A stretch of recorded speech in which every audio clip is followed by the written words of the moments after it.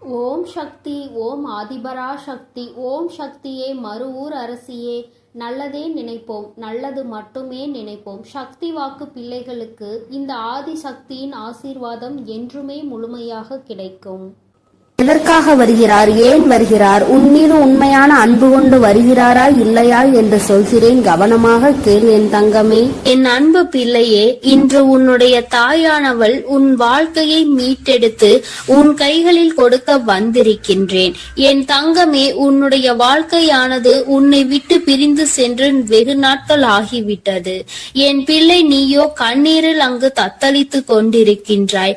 நம் வாழ்க்கை கடைசி வரையிலும் இவர்களோடு தொடரும் என்று நினைத்தது இப்படி பாதியிலேயே நின்று விட்டது. இனிமேல் நமக்கென்று என்ன நம்பிக்கை இருக்கிறது என்று என் குழந்தை நீ சிந்தித்து கொண்டிருக்கின்றாய்.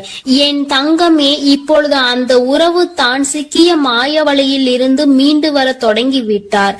என் குழந்தையே, உன் வாழ்க்கையை மீட்டெடுத்து அங்கு உன் கைகளில் நான் ஒப்படைப்பதற்காக இப்பொழுது வந்திருக்கின்றேன். என் குழந்தைக்கு மனதிற்கு சந்தோஷத்தை கொடுக்க வேண்டும் என்றுதான் உன் அம்மா நானும் ஆசைப்பட்டு இப்பொழுது வந்திருக்கின்றேன். நான் சொல்கின்ற விஷயங்களை கேட்டுவிட்ட பிறகு இதை நீ எப்படி எடுத்துக்கொள்ள வேண்டும், என்ன முடிவு எடுக்க வேண்டும் என்று நீயே சிந்தித்து ஒரு முடிவினை எடுக்க வேண்டும். என் தங்கமே, யாரும் எந்த விஷயத்தையும் உனக்கு சொல்லி புரிய வைக்க வேண்டிய அவசியம் கிடையாது.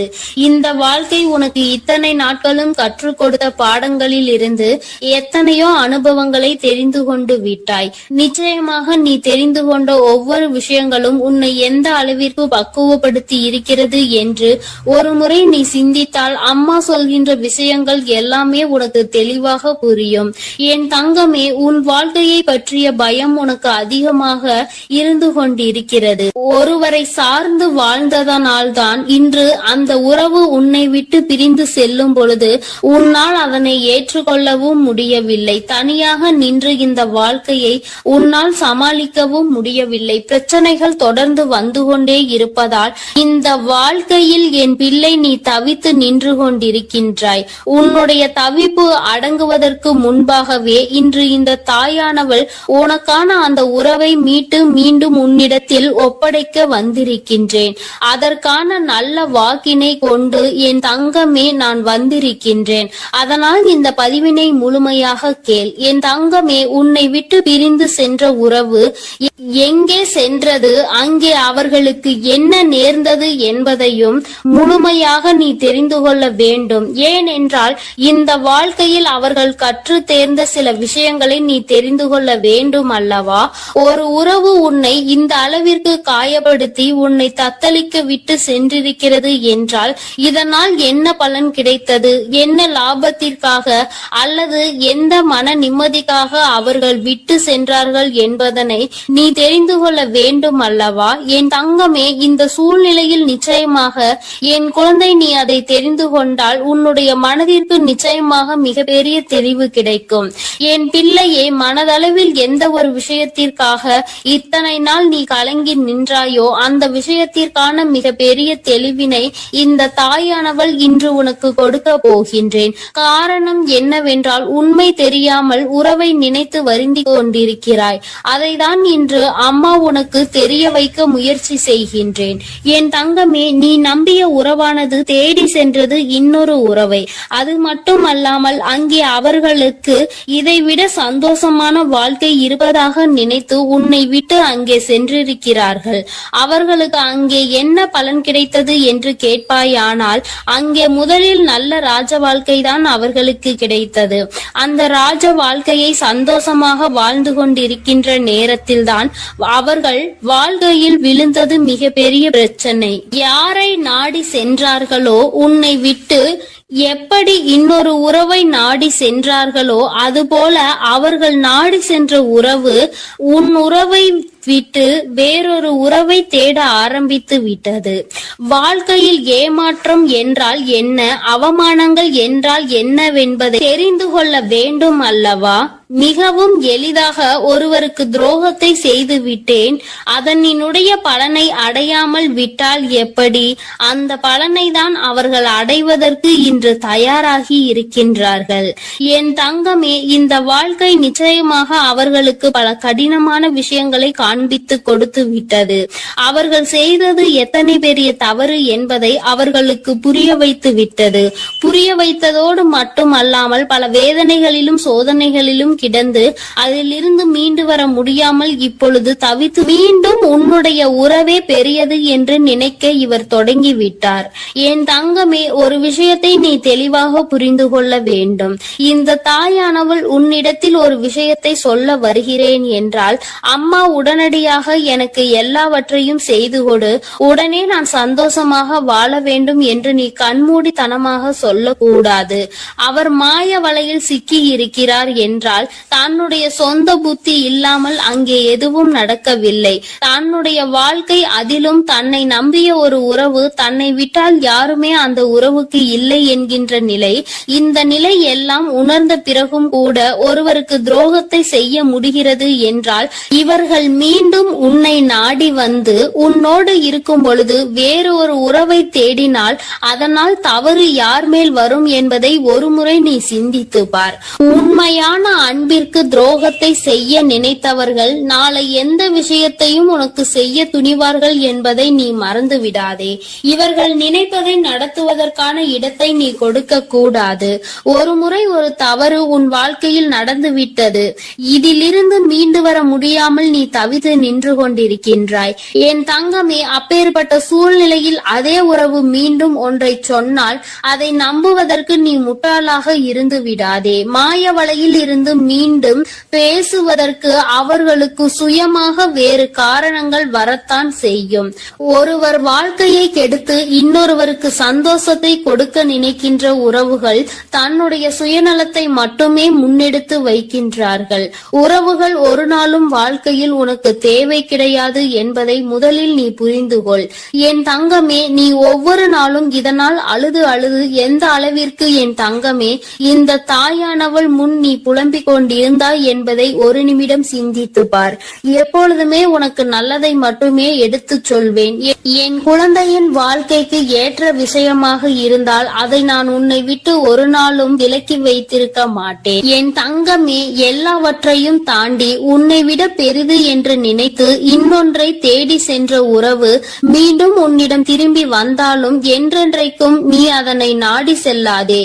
உண்மையான உன் மீது அன்பு கொண்ட உறவாக இருந்தால் அந்த உறவு ஒருபொழுதும் இன்னொருவரை தேடி செல்லாது. என் தங்கமே, இது பொய்யான உறவு என்பதை நீ புரிந்து கொள்ள வேண்டும். அதனால் என் பிள்ளையே, எதுவானாலும் சிந்தித்து முடிவெடு. மீண்டும் ஒரு ஏமாற்றத்தை ஒருவேளை கொடுத்தால் அதை உன்னால் தாங்கிக் கொள்ள முடியும் என்று நீ நம்பினால் மட்டுமே இந்த வாழ்க்கையை நீ தேர்ந்தெடுக்கலாம்.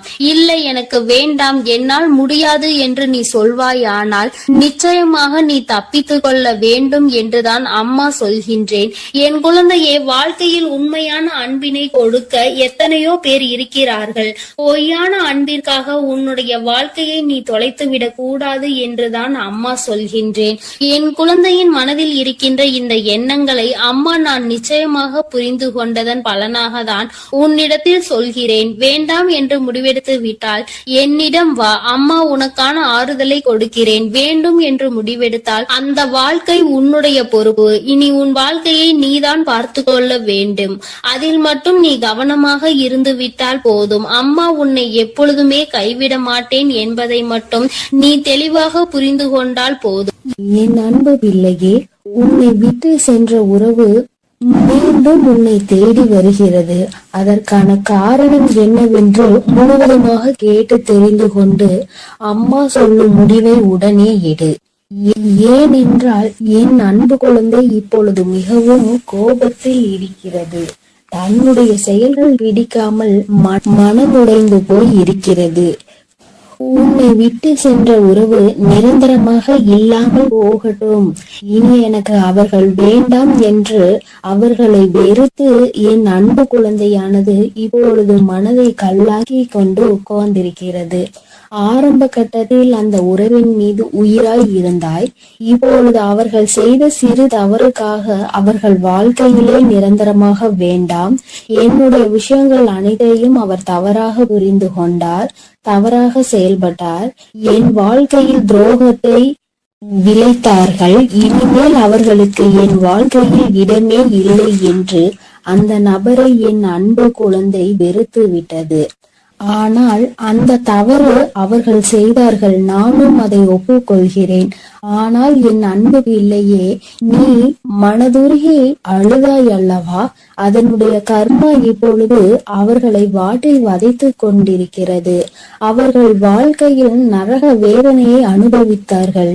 ஏனென்றால் என் அன்பு குழந்தை உண்மையாக இருந்தது, அவர்களையே முழுமையாக நம்பி இருந்தது. ஆனால் அவர்கள் துரோகம் செய்து ஏமாற்றி விட்டார்கள். ஒரு உண்மையான உறவை அலட்சியம் செய்தது உண்மைதான் என் அன்பு குழந்தையே.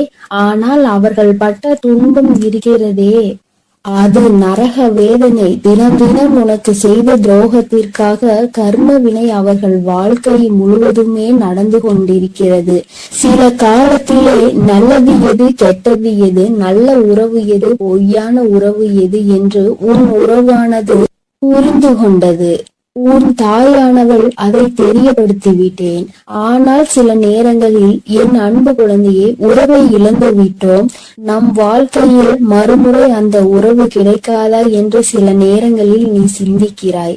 ஆனால் சில நேரங்களில் எனக்கு துரோகம் செய்த உறவு மறுமுறை எனக்கு எப்படி துரோகம் செய்யாமல் இருக்கும், அதனுடைய குணத்தை எப்படி மாற்ற முடியும், அதனுடைய செயல்களையும் எண்ணத்தையும் எப்படி மாற்ற முடியும் என்று சந்தேகமும் ஏற்படுகிறது. அதனால் அவர்கள் நிரந்தரமாக நம் வாழ்க்கையில் வேண்டாம் என்று என்னுடைய தங்க பிள்ளையானது முடிவெடுத்திருக்கிறது. ஆனால் இந்த முடிவை நீ கொஞ்சம் மாற்றிக்கொள்ள வேண்டும். ஏனென்றால் தவறு செய்தவர்கள் நம்மை தேடி மன்னிப்பு கேட்க வரும் பொழுது அவர்களை மன்னிக்கலாம், தவறல்ல. என்ன ஒன்று என் அன்பு பிள்ளையே, மன்னிப்பு கேட்டார் போல கேட்டு உன் வாழ்க்கையில் சில கஷ்டத்தையும் கண்ணீரையும் ஏற்படுத்துவதற்கு சில நபர்கள் இருக்கிறார்கள். ஆனால் உன் உறவானது மறுமுறை தவறு செய்யாத அளவிற்கு தக்க பாடத்தை உன் அன்னை கொடுத்திருக்கிறேன். அதனால்தான் ஒரு முறை செய்த தவறுக்காக அவர்கள் அனைத்தையும் திருத்திக் கொண்டு உன் காலடியில் விழுந்து மன்னிப்பு கேட்க உன்னை தேடி அந்த நபரானவர் வரப்போகிறார். இப்பொழுது நீ சரியான முடிவு எடுக்க வேண்டும். அதனால்தான் உன் அன்னை அவர் வருவதற்கு முன்னே உன்னிடம் இதை பற்றி தெரிவிக்க வந்திருக்கிறேன். இப்போது நீ உன் முடிவுகளை எடுக்க வேண்டும். ஒரு முறை அந்த நபரை மன்னித்து விடு. ஏனென்றால் தவறு செய்வது மனிதனுடைய இயல்புதான். ஆனால் தாயும் பிள்ளையாய் இருந்துவிட்டு வைராகியம் என்பதை நீ உன் மனதில் வைத்து கொண்டிருந்தால் அங்கு வெறுப்பு அதிகமாக உன் வாழ்க்கையில் வந்துவிடும். இவர் நல்லவரா கெட்டவரா என்று தெரியவில்லை. எவரை பார்த்தாலும் கோபப்படுகிறாய். அந்த கோபத்தால் நல்ல விஷயங்களை கூட சில நேரங்களில் இழந்து விடுகிறாய். என் அன்பு பிள்ளையே, புரிந்து கொள். ஒரு சில நபர் உனக்கு துரோகம் செய்கிறார்கள், ஏமாற்றுகிறார்கள் என்றால் அனைத்து நபருமே ஏமாற்றக்கூடிய நபர் கிடையாது என்பதை நீ புரிந்து கொள்ள வேண்டும், தெரிந்து கொள்ள வேண்டும். உன் மனம் உடைந்தது உண்மைதான். துரோகம் செய்த நபரால் நீ ஏமாற்றப்பட்டது உண்மைதான். ஆனால் அதற்கெல்லாம் பதிலடி கொடுத்துதான் உன் காலடியில் நான் அவர்களை விழ வைப்பேன் என்று நீ கண்ணீர் வடிக்கும் பொழுது உனக்கு உறுதி அளித்திருந்தேன். மறுமுறை நீ என்னை சந்தேகப்படுகிறாய். அவர்கள் முழுமையாக திருந்தினால்தான் உன் காலடியில் வந்து விழுவார்கள் என்பதை நீ மறந்து விட்டாயா? இப்பொழுது நீ அந்த நபரை ஏற்றுக்கொள்ளவில்லை என்றால் அவர்களுடைய வாழ்க்கை என்பது பாதை மாறி, பயணம் மாறி தவறான பாதையில் சென்றுவிடும். அதனால் வரட்டு கௌரவம் பிடிக்காது. அதிகமாக கோபத்தால் நாம் சிந்திக்கும் செயலானது, எடுக்கும் முடிவானது வாழ்க்கையை கெடுத்துவிடும். அதனால் உன் அன்னை சொல்லும் வார்த்தைகளை முழுமையாக நம்பி உன்னை தேடி உன் காலடியில் வந்து விழுகிறார்கள் என்றால் ஒரு முறை அவர்களுக்கு வாய்ப்பை கொடு. மீறி அவர்கள் தவறு செய்கிறார்கள் என்றால் அவர்களுக்கு நான் மிகப்பெரிய தண்டனையை நிச்சயமாக கொடுப்பேன். உன்னை ஏமாற்ற மாட்டார்கள் அவர்கள். ஏனென்றால் நீ ஒரு முறை மனவேதனையில் இருக்கும் பொழுது ஆறுதல் உரைக்க எனக்கு அந்த உறவுதான் வேண்டும் என்று என்னிடம் நீ கேட்டாயல்லவா? என் அன்பு பிள்ளையே, உன்னுடைய ஆசையை நிறைவேற்றுவதற்காகத்தான் நான் உன் உறவை திருத்தி இப்பொழுது உன்னிடமே ஒப்படைக்க போகிறேன். இது உன் அன்னையின் கடமையும் கூட. என் பிள்ளைக்கு என்னென்ன வேண்டும் என்பதை பார்த்து பார்த்து செய்வது ஒரு அன்னையான என்னுடைய கடமை அல்லவா? என் அன்பு பிள்ளையே, அதனால் நீ கொஞ்சம் சிந்தித்து ஒரு நல்ல முடிவை எடு. வரட்டு கௌரவம் பிடித்து கொண்டு பழைய விஷயங்களை பேசி பேசி அவர்களை அலட்சியம் செய்து விடாதே. ஏனென்றால் உன்னை அவர் தேடி வரப்போகிறார்கள். வியாழக்கிழமையோ வெள்ளிக்கிழமையோ அல்லது ஞாயிற்றுக்கிழமையாக கூட இருக்கலாம். இந்த 3 தினத்தில் உனக்கு துரோகம் செய்த உறவும் ஏமாற்றிய உறவும் நரக வேதனையை அனுபவித்து தக்க பாடத்தை கற்றுக்கொண்டு உன் தாயின் லீலைகளால் அவர்கள் இனி சின்ன எலும்புக்கு கூட துரோகம் செய்யாத அளவிற்கு மாறி உன்னை தேடி இப்பொழுது வரப்போகிறார்கள். தாயானவள் அவர்கள் வாழ்க்கையில் தகுந்த பாடத்தை கற்றுக் கொடுத்திருக்கிறேன். நல்ல பாடத்தையும் புகட்டி கொண்டிருக்கிறேன். நம்பியவருக்கு துரோகம் செய்தால் என்னென்ன பலன் கிடைக்கும் என்று, இரட்டிப்பு பலன் கிடைக்கும் என்று, அதுவும் என்னுடைய பிள்ளைகளை ஏமாற்றினால் என்ன பலன் கிடைக்கும் என்று அனைத்தையும் உன் உறவானது இப்போது புரிந்து கொண்டது. அதனால்தான் உன் காலடியில் வந்து விழப்போகிறது நிரந்தரமாக. எல்லாம் எதற்காக செய்தேன் தெரியுமா? நீ வடித்த கண்ணீரும் உண்மையான உன்னுடைய பக்தியும் உண்மையான அன்பும் உன்னிடம் இருக்கும் நேர்மையும் இதனால்தான். உன் தாயானவள் நான் இதை உனக்காக செய்திருக்கிறேன். உன்னை எவர் ஏமாற்றினாலும் உனக்கு எவர் துரோகம் செய்தாலும் உன் தாயானவள் ஒருபோதும் பொறுத்து கொள்ள மாட்டேன். அவர்களுக்கு அதற்கான இரட்டிப்பு பலனாக தண்டனை கிடைத்தே தீரும். அதனால் என் வார்த்தைகள் மீது நம்பிக்கை கொண்டு நான் சொல்லக்கூடிய முடிவை எடுத்துவிட்டால் உன் வாழ்க்கையில் சந்தோஷம் என்பது நிரந்தரமாக இருந்துவிடும்.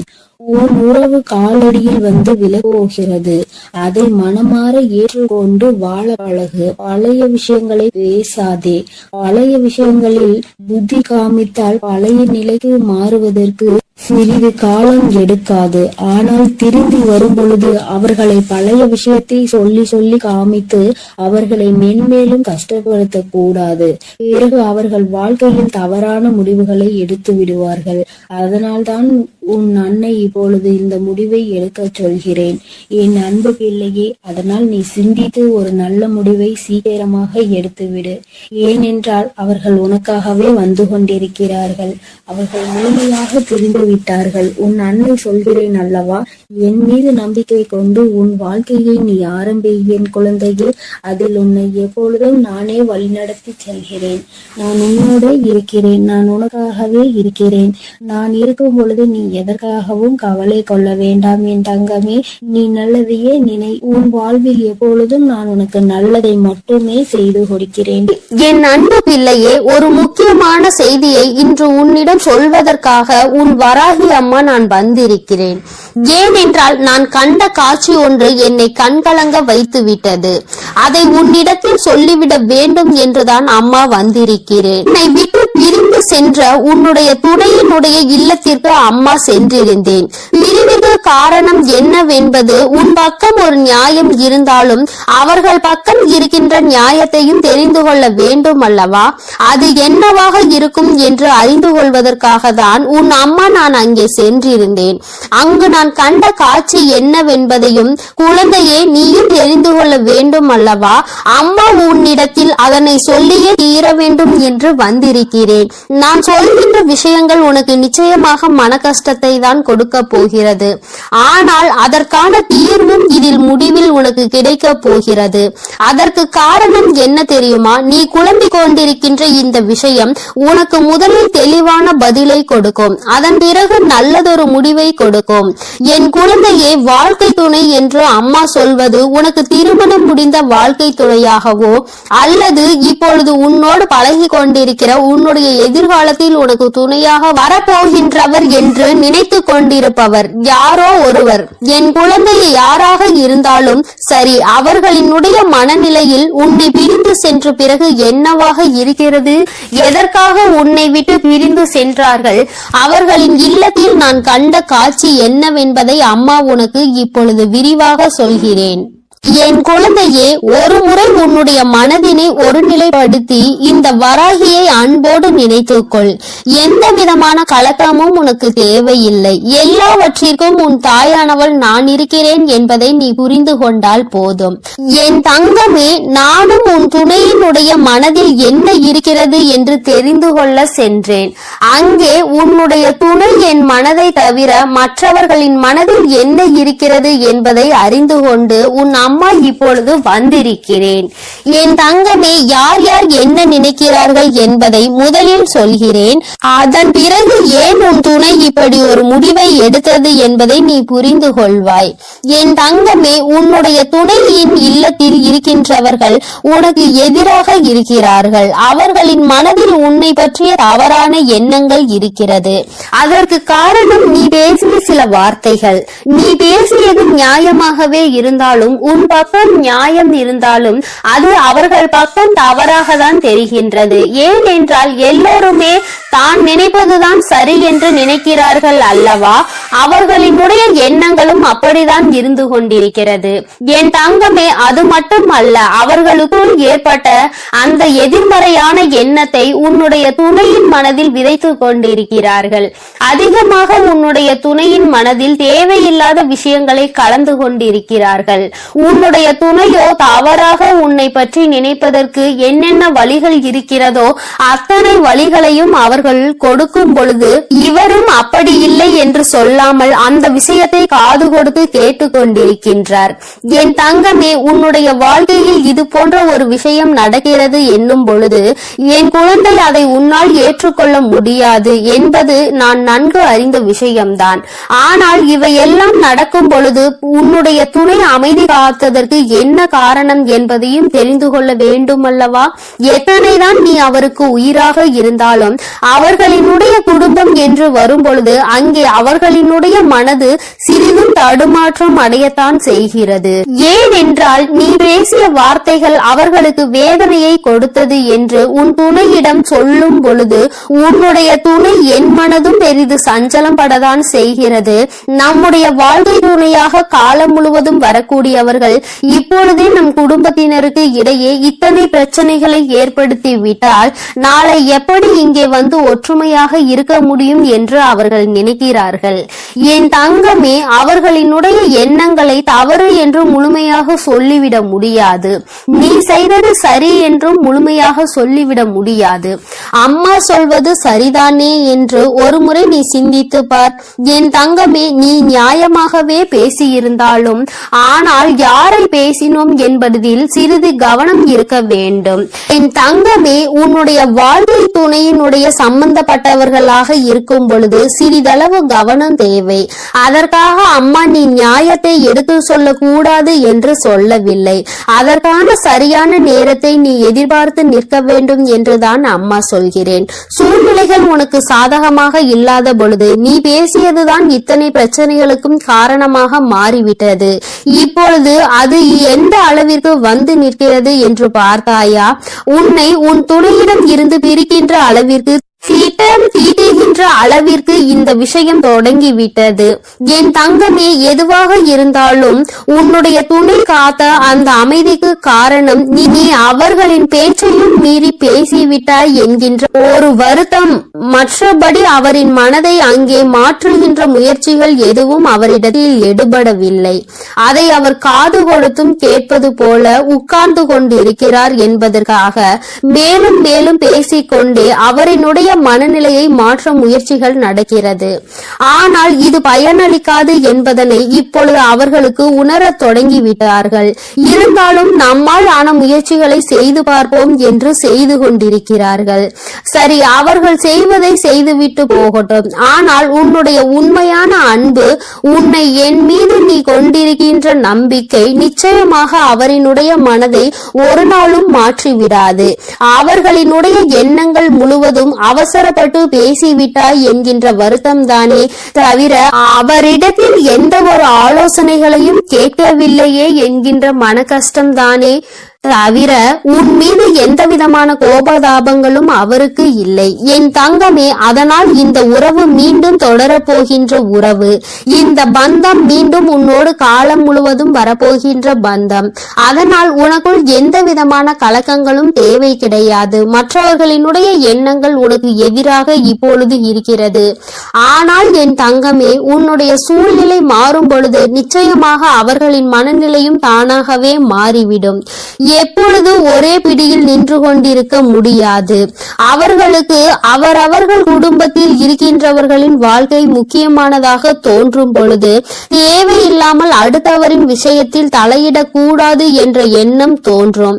அதற்கு அவர்கள் வாழ்க்கையில் இது போன்ற ஒரு சம்பவம் நடக்க காத்து கொண்டிருக்கிறது. அதிலிருந்து நல்ல பாடத்தை கற்றுக்கொண்டு வந்து உன் வாழ்க்கையில் தலையிடக்கூடாது என்பதை நிச்சயமாக புரிந்து கொள்வார்கள். என் குழந்தையை, இனிமேல் எந்த விஷயமானாலும் துணையினுடைய குடும்பத்தாரின் சம்பந்தப்பட்ட விஷயமாக இருந்தால் அவரிடத்தில் சிறிது ஆலோசனை பெற்றுவிட்டு பிறகு நீ நிச்சயமாக உனக்கு அதில் இருந்து நல்ல பலன்கள் கிடைக்கும். மாறாக உன்னுடைய சொந்த முடிவாக இருக்கும் பட்சத்தில் நமக்கு கஷ்டம் வரும் பொழுது அதில் இவரால் எந்த விதமான உதவியும் செய்ய முடியாமல் ஒதுங்கி நின்று வேடிக்கை மட்டும்தான் பார்க்க முடியும் என்பதை நீ இப்பொழுதுதானே நடந்து கொண்டிருப்பதை பார்த்து புரிந்து கொண்டிருக்கிறாய். என் தங்கமே, இனி ஒரு நாளும் இந்த சூழ்நிலை உன் வாழ்க்கையில் வராமல் நீ பார்த்து கொள்ள வேண்டும். உன்னை சுற்றி நடக்கின்ற விஷயங்கள் எல்லாம் எதை சார்ந்தது என்பதை நீ புரிந்து கொள்ள வேண்டும். உன்னுடைய அழகான வாழ்க்கையை மீண்டும் உன் கைகளில் நிச்சயமாக நான் கொடுப்பேன். மற்றவர்களின் மனநிலையை மாற்றி உன் கைகளில் அதை கொடுக்கின்ற நேரம் மறுபடியும் வரும். அதை நீ நிச்சயமாக எக்காரணம் கொண்டும் இழந்து விடாமல் பார்த்து கொள்ள வேண்டியது உன்னுடைய பொறுப்பு. என் தங்கமே, இந்த வராகி அம்மாவினுடைய ஆசீர்வாதங்கள் உனக்கு எப்பொழுதும் இருந்து கொண்டுதான் இருக்கிறது. ஆனால் உன்னுடைய வாழ்க்கை உன் கையில் தான் இருக்கிறது என்பதை நீ மறந்து விடாதே. சர்வ நிச்சயமாக இந்த வராகியானவள் கொடுத்த வாக்கினை நிச்சயமாக நிறைவேற்றி காட்டுவாள். நான் உன் வாழ்க்கையை உன் கைகளில் கொடுக்கிறேன் என்று சொல்லி இருக்கிறேன் அல்லவா? சர்வ நிச்சயமாக உன் வாழ்க்கையை நான் உன் கைகளிலேயே ஒப்படைப்பேன். என் அன்பு குழந்தைக்கு இந்த ஆதிபராசக்தியின் அன்பும் ஆசீர்வாதமும் முழுவதுமாக கிடைக்கும். ஓம் சக்தி, ஓம் ஆதிபராசக்தி.